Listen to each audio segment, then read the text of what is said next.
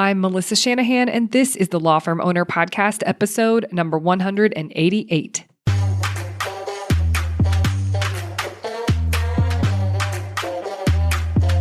Welcome to the Law Firm Owner Podcast, powered by Velocity Work, for owners who want to grow a firm that gives them the life they want.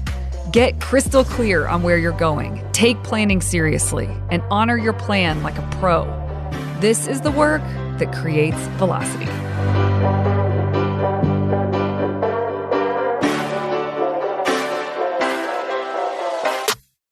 Hey everyone, welcome to this week's episode. I am thrilled to share the conversation today that I had with Tara Gronhovd. She is magic, but really, she is an expert with team dynamics, communication.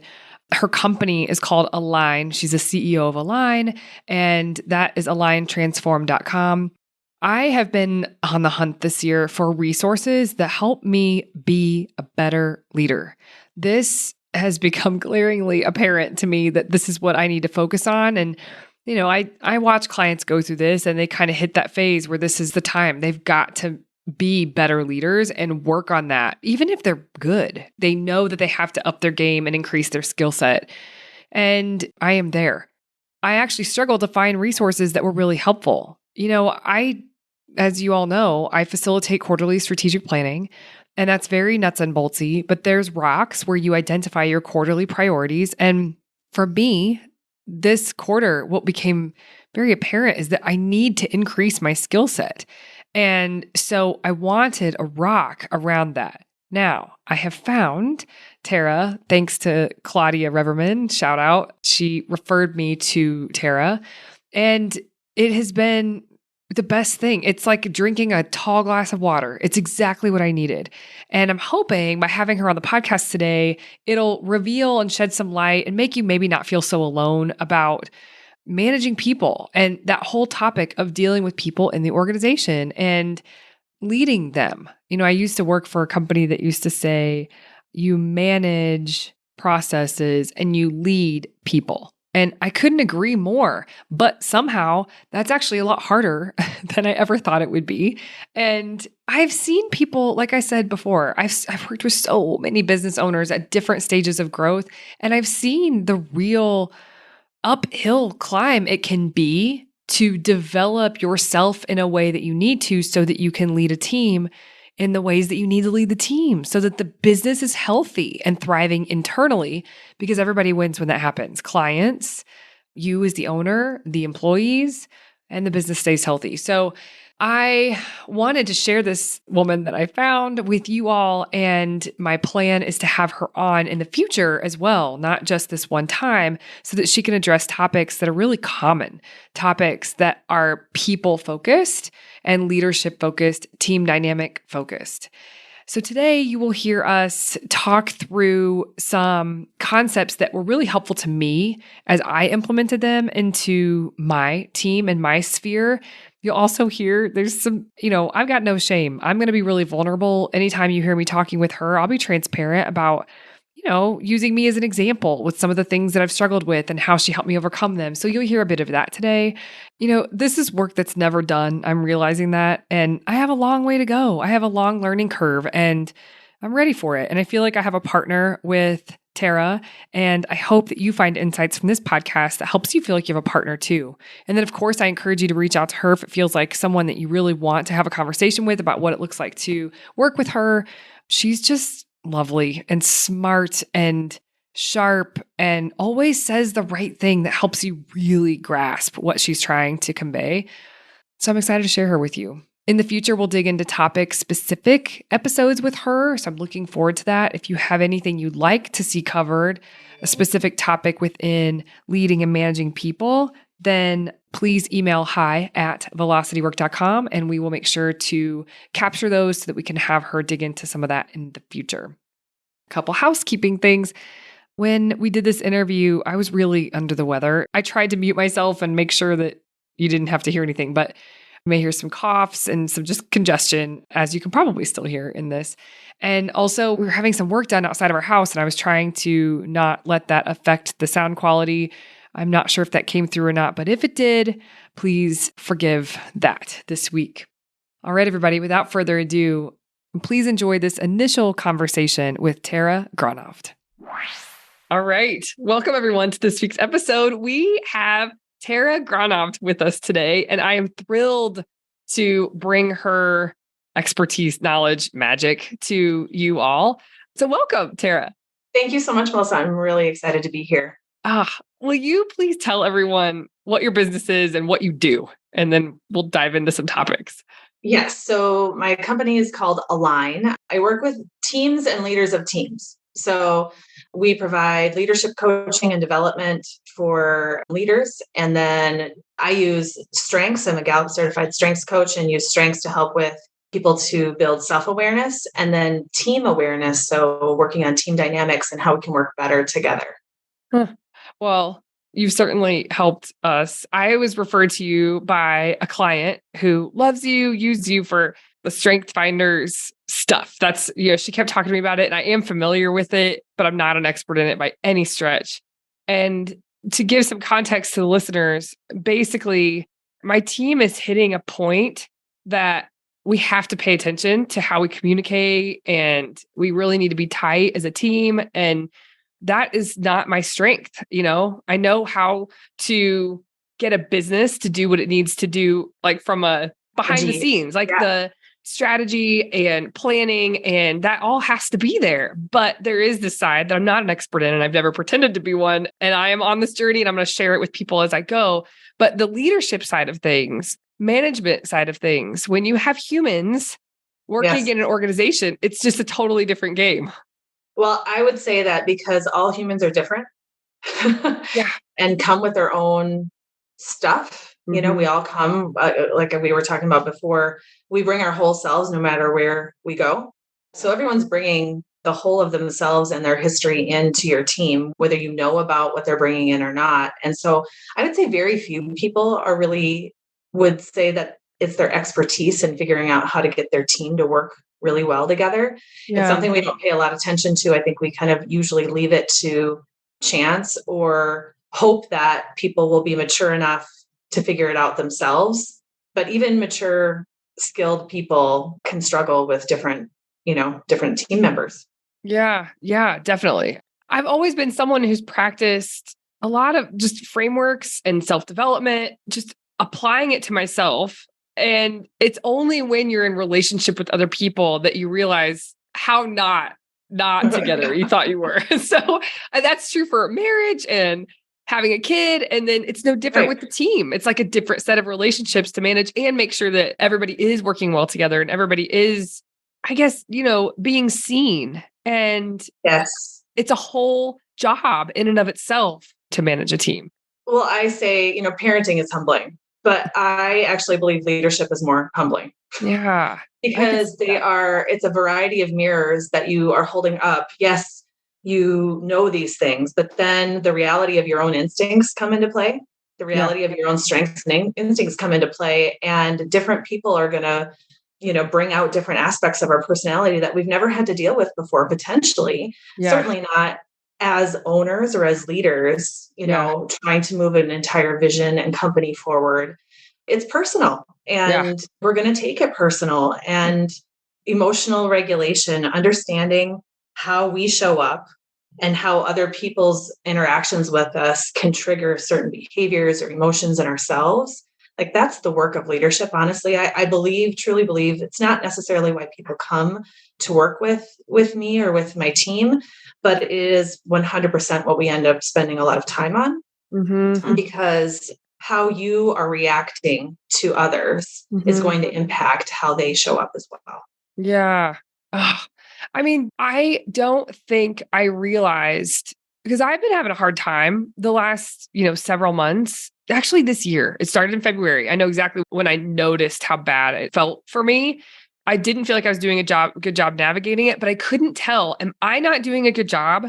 Or is my team not competent? Is my team, is something happening there that I'm just keep trying and I'm not trying, it's not ever going to work? Or am I just not doing it right? And, you go on this journey And it's nothing major where the company was going to crumble, but it's just like repeat stuff that keeps happening. And you just wonder, what is happening here? I don't understand. I don't understand if it's me.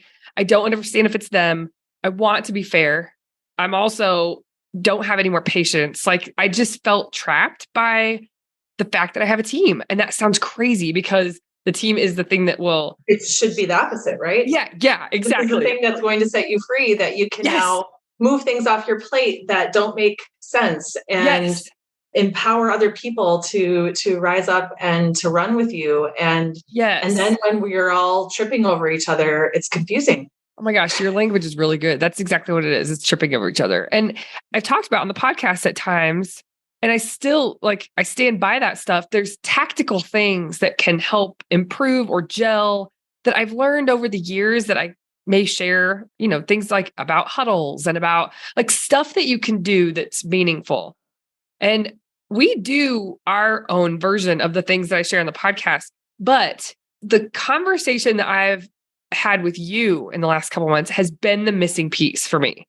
Because you can have all the tactical stuff in the world, but if you do not understand how to, which you would never say this as a business owner, probably, how to emotionally regulate yourself and how to, on a day-to-day basis, be able to help everyone and bring out the best in them, then the tactical stuff goes so much further. But if you don't have that piece, which is not the piece I'm an expert in, so that's why I'm really interested to have this conversation with you, is empowering people, my listeners, to round out this experience of management and not just go for things tactically, because there is a missing piece. And I think some people don't even know what that is.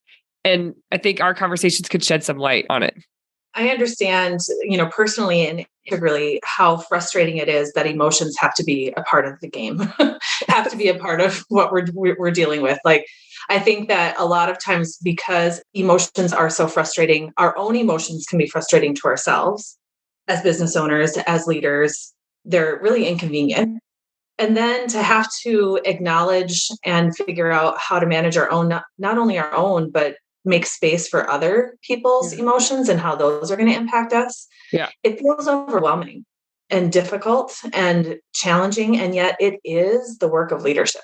Yeah. It truly is. And so, yes, we need vision. Yes, we need strategy. I am all about those tactical practices because that consistency can really help build you need in terms of structure and framework for the team. Clarity, people need clarity. But if you're not aware of what's going on for yourself and your team emotionally, you're going to continue to have those miscommunications, those kind of unspoken tensions, the things that are under the surface that you're never quite getting to, the elephants in the corner that are really, that you end up building shrines around because you don't know how to deal with it. Yeah. Oh my gosh. Yes. Okay. Before we dig into the few bullets that you and I had talked about, we would go into, you mentioned before we hit record, and you touched on it here, most of the time people come to you and you end up working on emotional regulation. Yeah. Can you say more about that? That's not why they're coming. But we usually get there because I know that's the thing that's holding people back. Yeah. I mean, I am trying to think of my own example, but can you give an example of like what that might, if someone's like, well, do I have that problem or not? Like, can you give an example of what it might look like? I mean, a lot of times I'm brought in to help with team dynamics or even just team building because I use strengths. And strengths is one of those assessments where a lot of times people are using it as what I call a party trick or kind of a one and done, like, ooh, come in and do strengths for a team building. And it's interesting. It's fascinating. Everyone loves it because it's our favorite subject. It's ourselves. And it's empowering. And there can be some good insights that come from that one and done. But if you really want to make progress over time, there's a lot of depth to that assessment to really understanding the psychology that goes underneath those strengths, the motivators, how that impacts us as a team and how we show up. So usually we start going deeper into strengths while I'm also coaching the leaders or different leaders on the team. Yeah. And inevitably there's things that you're stuck around.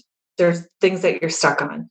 So, if you don't mind me using, something from our work as an example. Absolutely.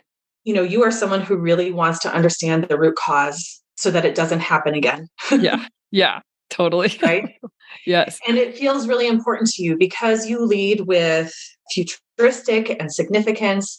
So, an achiever, you want to hit a goal. That goal is absolutely going to tie to a lot longer term vision. And if we don't manage our reputation along the way, we might not get there.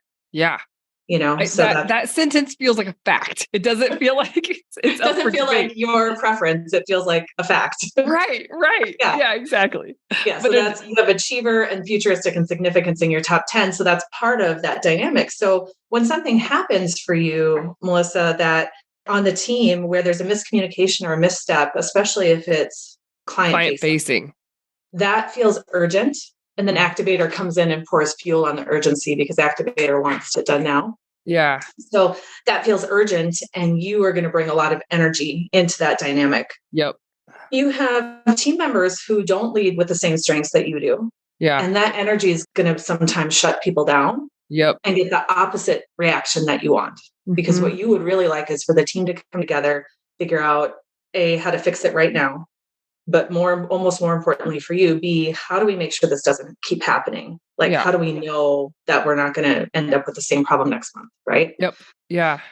But for you, understanding how you are showing up emotionally in the moment when that happens and how to help your team show up in the way that will lead to the actual result, that's where you end up tripping on each other. Yes. Right.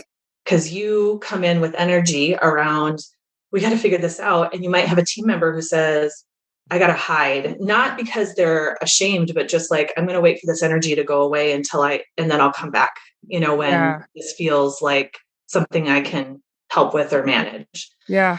So just understanding that those team dynamics are happening, bringing awareness to the fact of that team dynamic, first of all, changes the conversation. Now we can talk about this dynamic that will continue to happen in multiple ways, in multiple situations. Yeah. And instead of hoping it never happens again, which is unrealistic. Right. You're going to show up as you. Your team member is going to show up as them. Yep.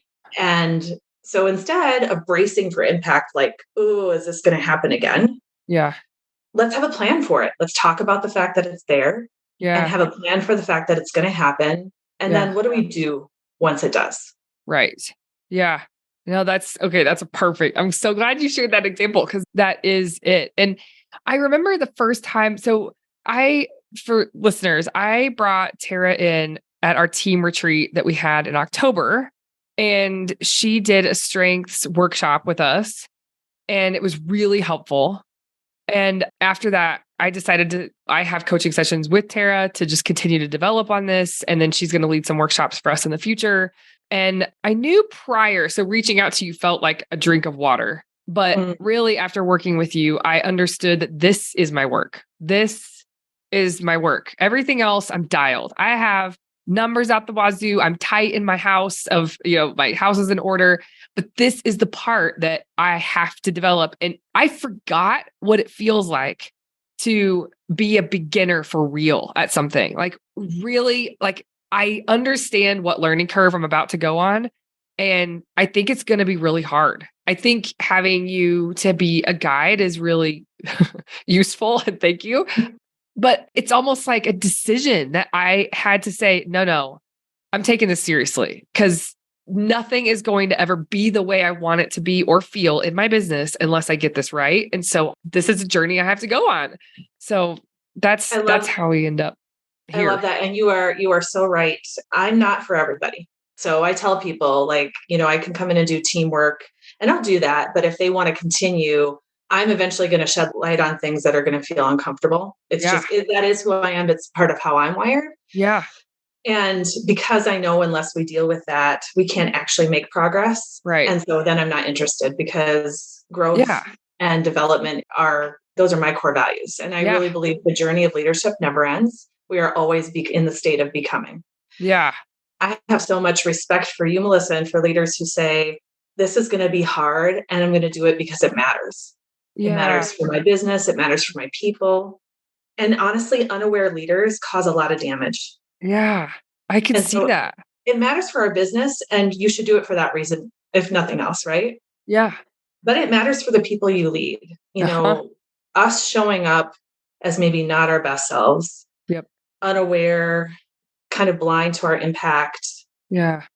Workplace trauma is real, and we can unintentionally be the villain in other people's stories. Yep. And it's not our goal. It's not our intention. We wish people would give us more grace. And when we put on the role of leadership, we are taking on responsibility for how we impact others. Yeah, absolutely. Absolutely.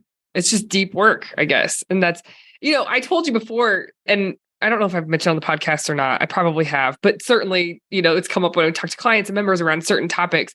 I started therapy about 1.5 years ago and changed my life because it was just a space to dig into the things I couldn't really understand, or I couldn't hack.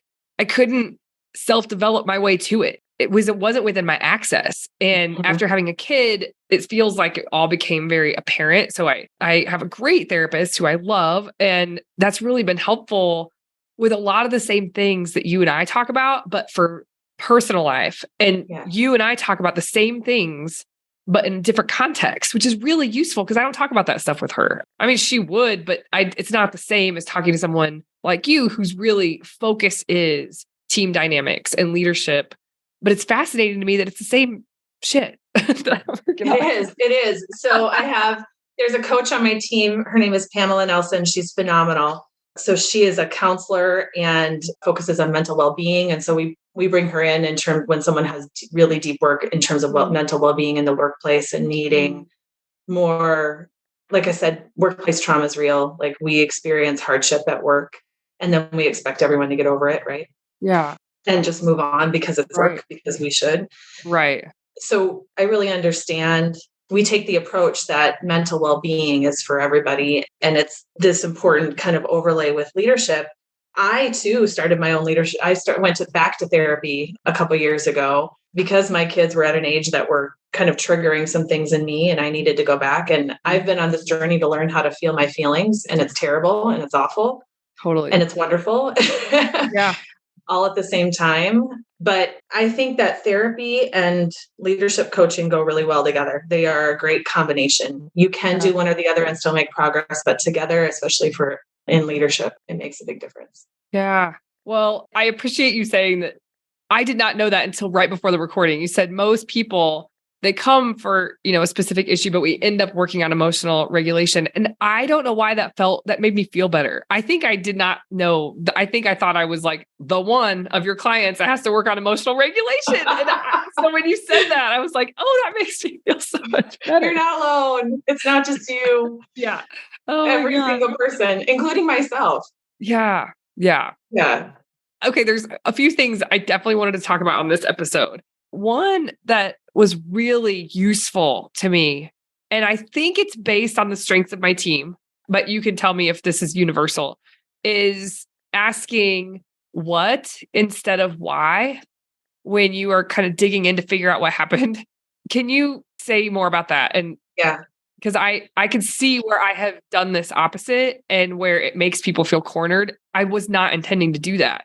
But no, I mean, we're taught to ask why, especially in business, like root cause analysis. We need to understand why, right? Yeah. So this concept actually comes from Dr. Tasha Eurich, the book Insight. You can see I've got a million. Yeah. I use it often. I'm building some content around it right now. So that book is about self-awareness, but is one little tool that's in there. She talks about what happens to us psychologically when we're asked, even when we ask ourselves the reason why. If we focus too much on why, it can almost create an existential crisis because it puts us on the defense immediately and we feel like we have to justify. And so this is universal. I could go into how different strengths might interpret the why question differently, but this is universal for humanity. It is why questions cause us to feel immediately like we have to explain ourselves. And sometimes we don't know why. And it kind of can lead to what Dr. Eurich talks about as rumination, where we're just spinning on something because we can't figure it out. Whereas if we ask what, it is more empowering and it allows us to be really specific. And it actually takes us out of our emotions. Why triggers an emotional response and what triggers more of a logical response. So it helps us to be more solutions basis and it helps us move out of getting stuck easier. So from So, a coaching perspective, it's helpful, but even just when we're trying to figure out what happened. so if like, for instance, if something goes wrong behind the scenes and instead of saying, why did that happen? Mhm. You say, what happened? Just as simple as that. Yeah. So it could be, help me understand what happened, or like, what led to this?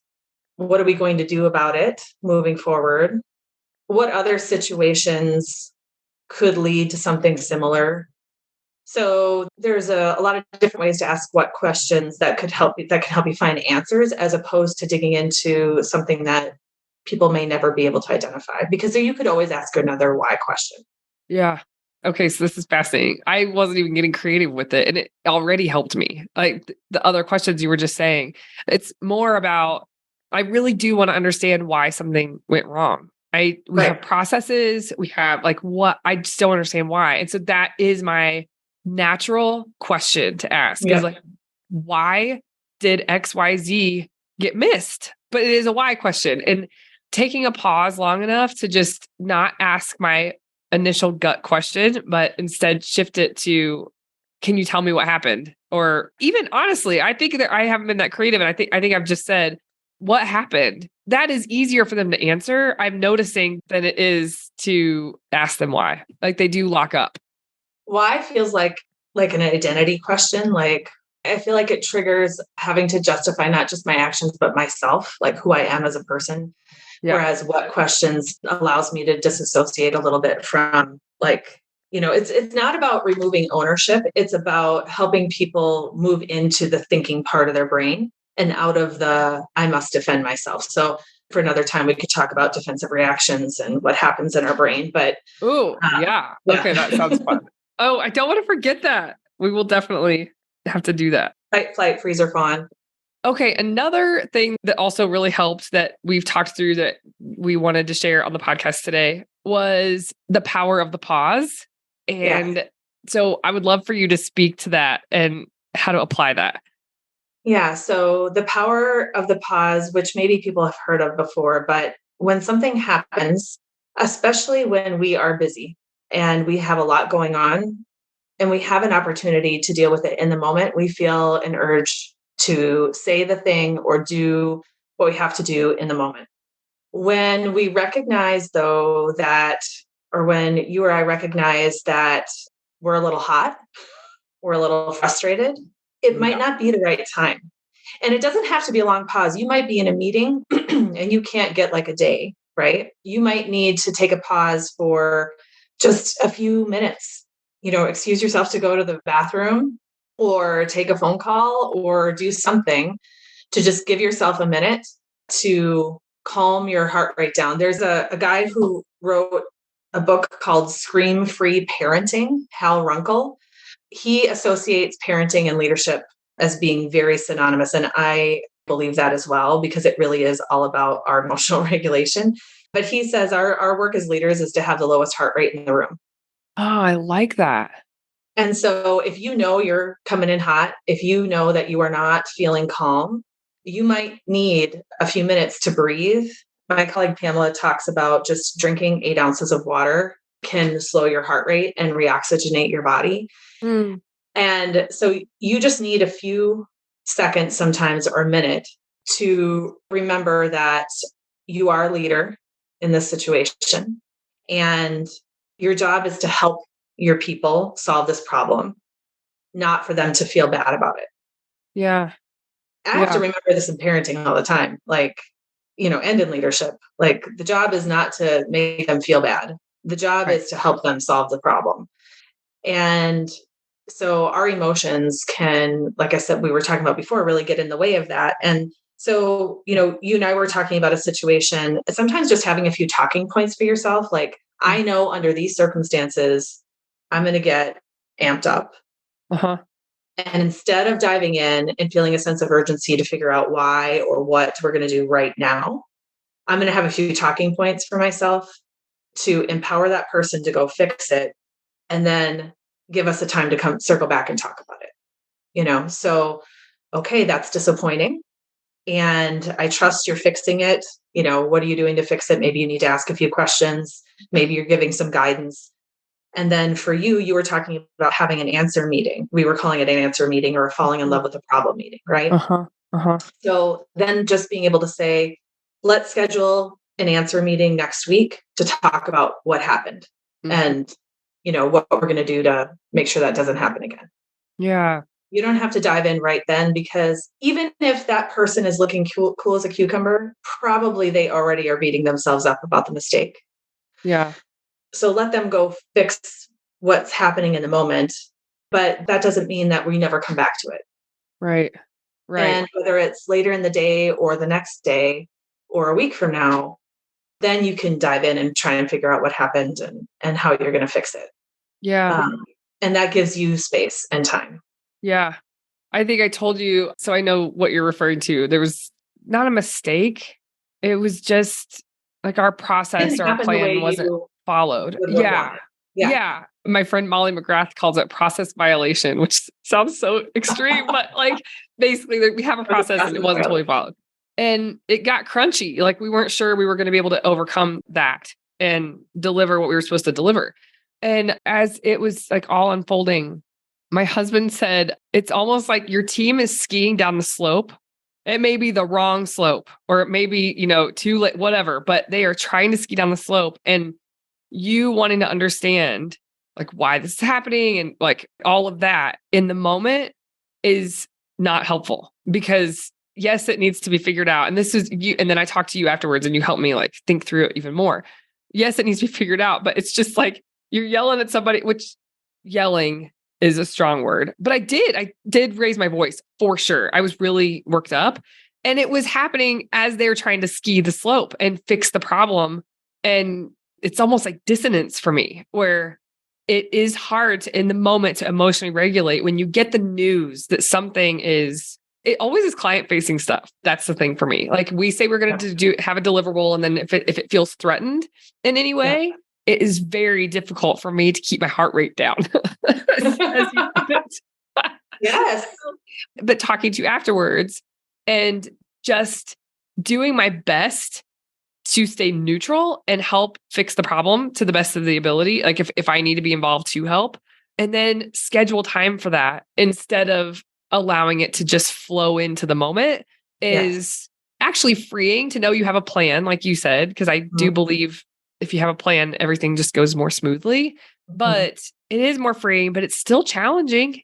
It's still challenging to hold your tongue, because you're overcoming instincts in the moment. Like your instincts, I mentioned activator before. Activator is no now. Now is the time. Now is the time to figure this out. So you are having to overcome instincts, which is hard.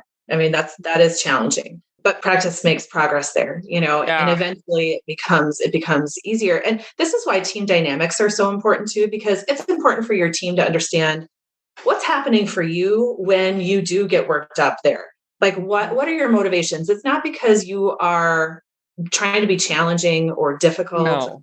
It's because you are motivated, highly motivated to deliver in a specific kind of way for your clients, and for them to understand that what's happening for you internally can be helpful so that they can respond differently to you as well. So yes, as a leader, you bear more responsibility, but I really believe that any team, even if it's just two people, is a partnership, and we both have to understand the dynamics. It doesn't have to be just one. That is how it's different than parenting. Yeah. Like there is a responsibility for everyone to understand each other. Yeah, absolutely. It's been eye-opening. And I will say, we're going to talk about on the next episode, I think, the no judgment and the self-judgment. And that has also been challenging because I see how I am not being effective, not being the best version of me, not in moments. And it's like, and I know the people I work with have the same thing in them. Maybe this is true for most people, where you can see what you did wrong and it feels like you're letting yourself down almost, and maybe other people too. And you are in the way, essentially, of being able to experience inside of the business what everyone wants to experience inside of the business. And I know I'm not the only part of the problem, but it starts and stops with me. I do know that. And so it's easy to have a lot of judgment around when you realize you messed up, like you didn't handle that.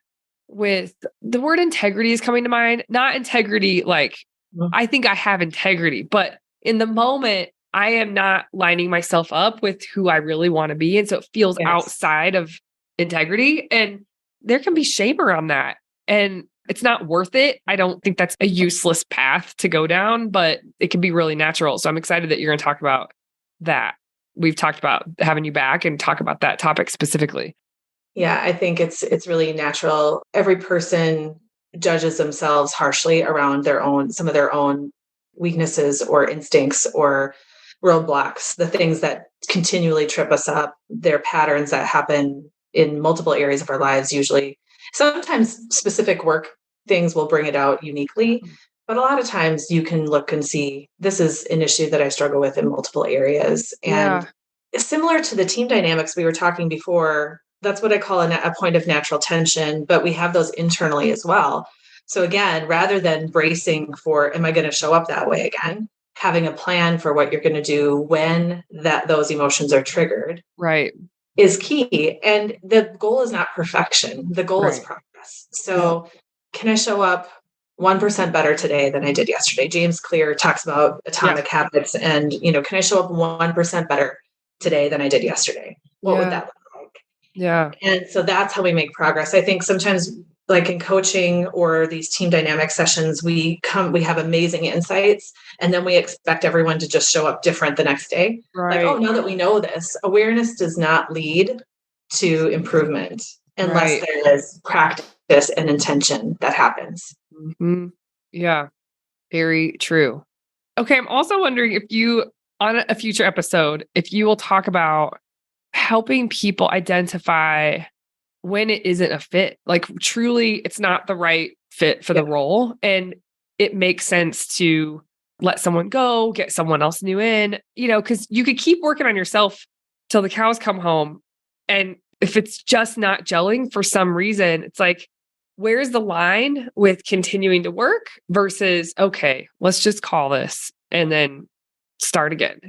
So I don't know if you have thoughts about that, but I would love to hear your thoughts. Yeah, we can talk about that in a future episode. I think a lot of it does come down to what are your cultural expectations that are probably unwritten? And usually, values work, not the kind of values work that you're going to use for branding, but real values work around how we expect people to show up. A lot of times fit has more to do with those unspoken rules and norms. Yeah.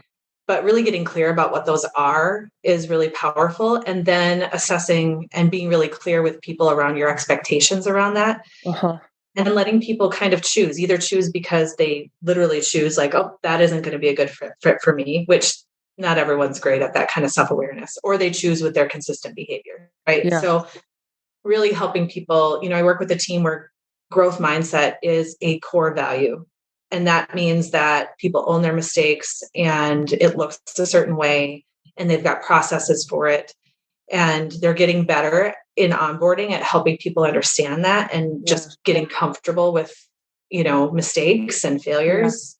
And over time, if someone really just either has a perfectionistic tendency and they can't handle that, or they just don't want to, it's too uncomfortable, then they're probably not a good fit.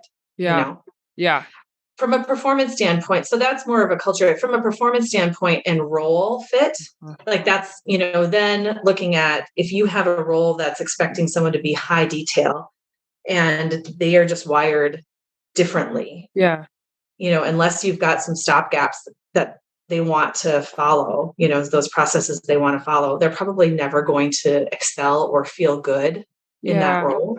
And so either can you move them into a role where that better suits their strengths, or truly is that not a good fit? Right. Yeah. It'd be fun to dig into that. Okay. I feel like people have gotten a few good nuggets here and gotten to know you. I feel like you're going to be our resident leadership team expert on if you're down. I'm so down. Okay, cool. And I'll be transparent along the way as I was a bit today, just about how I'm learning some of the like real application of some of the things that you are talking through. I'm just hoping like it's what you've helpful. done, Melissa, with therapy, I think talking about this normalizes it and helps people feel not alone in it. Yeah. Because guaranteed there are clients and listeners who are like, yeah, I'm really frustrated with how this is going on the team, or I'm really Yeah. frustrated that we can't figure this out.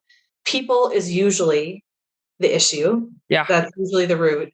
And we are ill-equipped. Right. Just in general, we are ill-equipped to deal with those issues because people are messy. Yeah.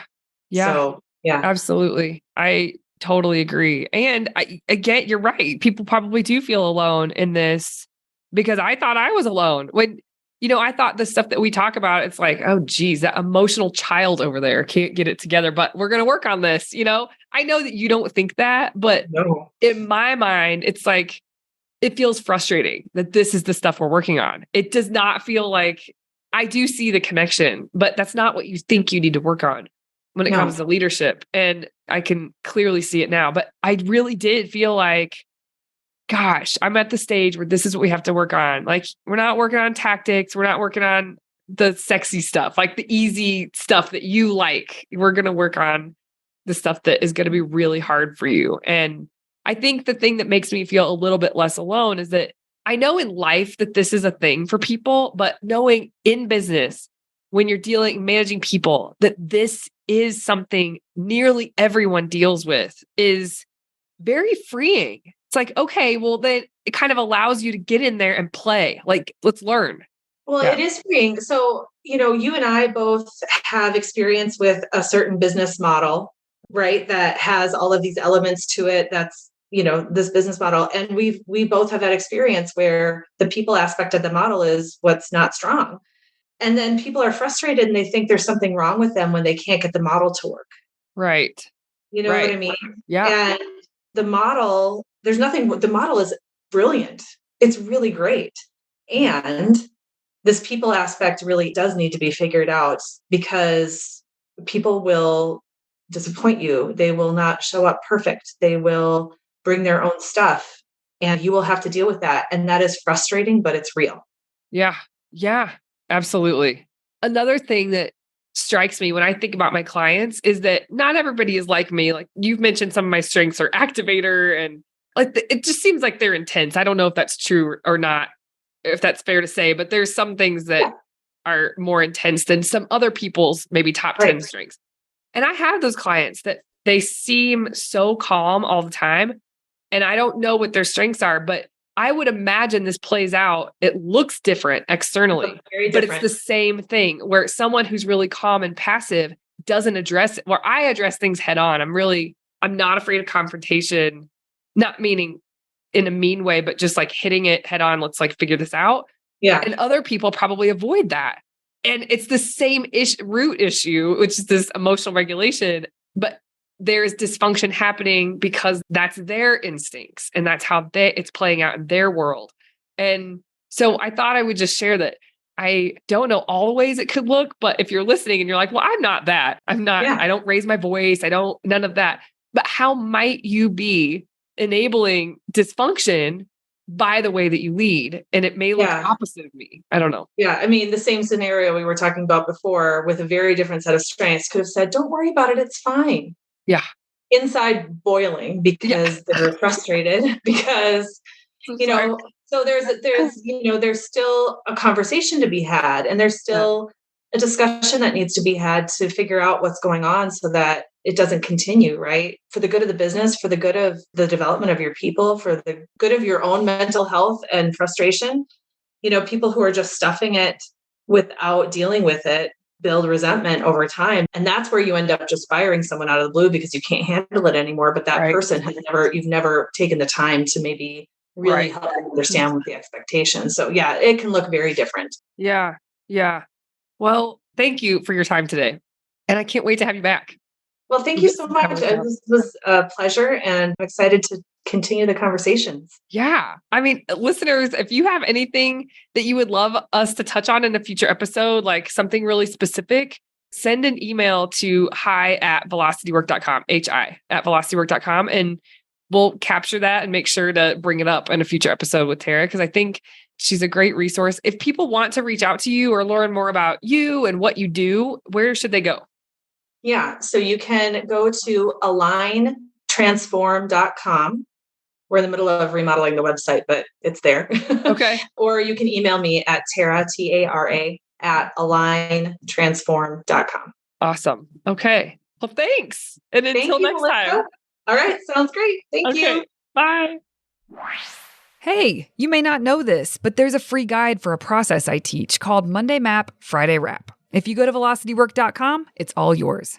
It's about how to plan your time and honor your plans so that week over week, more work that moves the needle is getting done in less time. Go to velocitywork.com to get your free copy. Thank you for listening to the Law Firm Owner Podcast. If you're ready to get clearer on your vision, data, and mindset, then head over to velocitywork.com where you can plug in to quarterly strategic planning with accountability and coaching in between. This is the work that creates velocity.